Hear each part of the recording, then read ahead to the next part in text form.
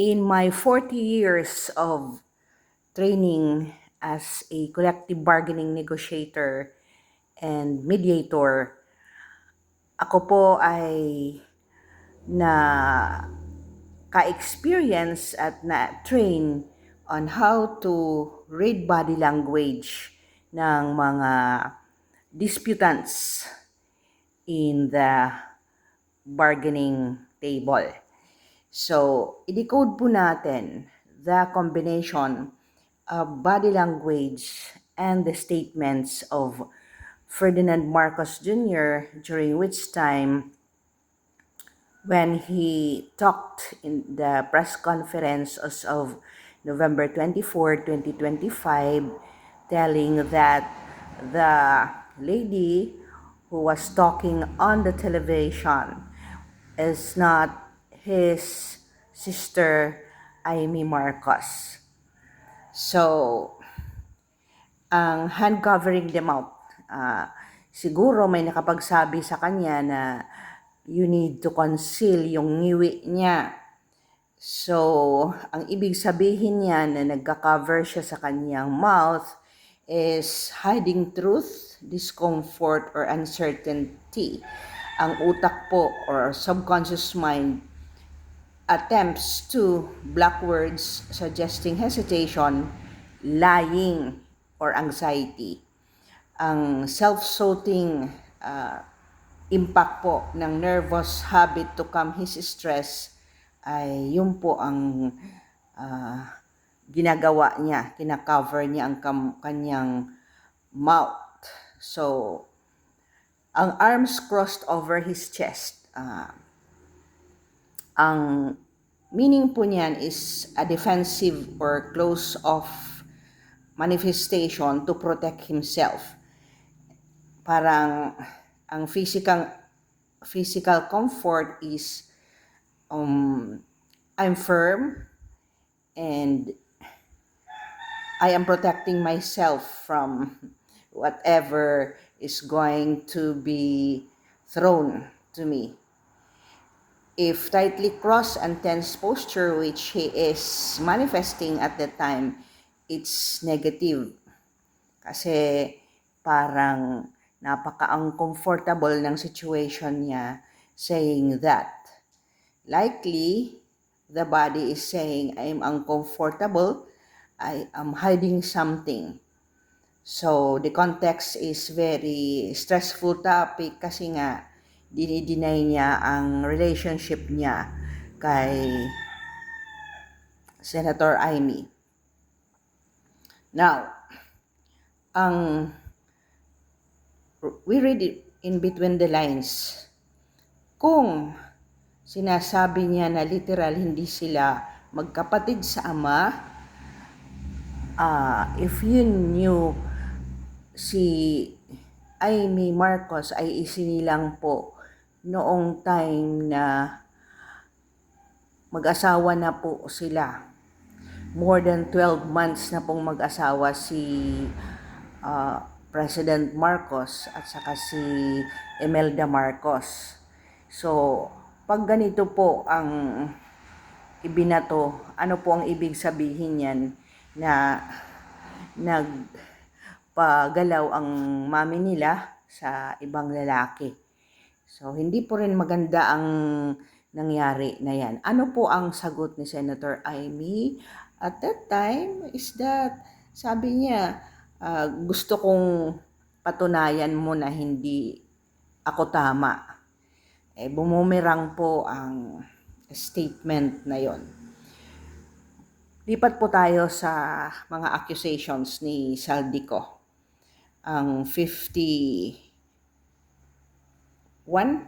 people being named at ang number 13 na bahay ni Saldico na allegedly pinabili ni President Marcos sa Forbes Park, the number 13 Tamarind Street na bahay na siya ang dampingan ng kanyang mga bags of basura. Nakakalungkot na bakit ngayon lang ito sinabi at sana pumunta siya sa, kung ayaw niyang bumalik, pumunta siya sa embassy and have it notarized para kahit mamatay siya, at least may nagawa siyang tama. And nakakalungkot na kahit ganyan, magdi-deny ka pa rin ng may share ka doon sa pagbabagman mo, di ba? Ang nakaka-shock of all is the Justice Undersecretary Jose Cadiz na bagman din at ang verifiable naman ang Tamarind Street, South Forbes Park. We would want to find out kung kanino talaga nakarehistro ang house na yan. Former House Speaker Martin Romualdez getting 22 kickback share of 2 billion monthly, di ba? So, dalawang tao na po, si Orly Gotesa at saka si Saldi ko ay meron pong testimony na. So, paanong hindi ito connected? Ang mga hindi ko na feel na talagang totoo ay itong kay DPWH Undersecretary Roberto Bernardo na mga inilagay na mga pangalan na after he testified ay umiyak po siya. So, the testimony also of Executive Secretary Lucas Bersamin denying being the mastermind behind the 56 billion flood control corruption scandal ay napaka-revealing din when he said, "Do not even say that I am the mastermind. All allegations should be established in court and I am willing to face investigation but not in the Senate." Bersamin also contradicted the palace announcement that he resigned out of delicadeza, claiming he didn't submit a resignation letter, claiming that he was told to leave only via an identified phone call, not directly by the President. Ang key point po ay Undersecretary Roberto Bernardo accused Bersamin's office of receiving 15% kickback share. Ibangga po natin ito doon sa sinabi ni Saldico kung kasama siya doon sa mga binibigyan. Ang problema, hindi quantified kung magkano per person ang binibigay sa kanya or kada isa. Kasi pati nga itong nagsabi na si BP Sara ay which ay nandoon din. So kung makikita mo, kasama din si Bersamin.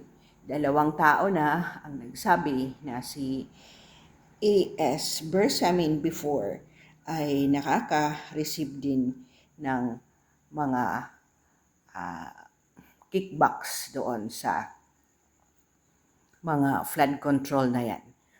Please, wag nyo pong kalimutan, ang lahat ng ito ay sa flood control ay nakita yan dahil si Senator Marcoleta po ang gustong mag-imbestiga nung siya ay manalo at ang insertions po ay in-erase po ni BP Sara ng June when she resigned in 2024 at ang blank budget 2025 ay also call out ito ni FPRRD.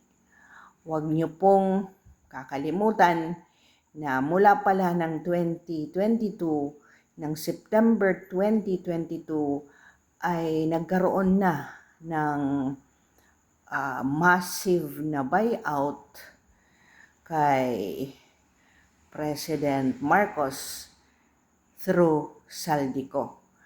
So, if and when alam na talaga ito na may kalakaran na ganito.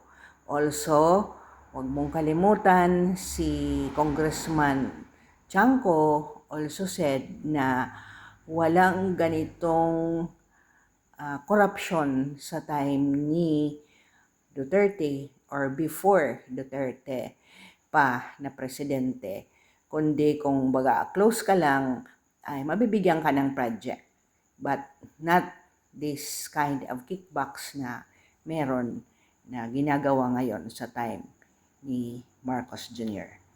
Let us watch po, and please do not forget to pray na ma-release po ang ating mahal na presidenteng Rodrigo Duterte.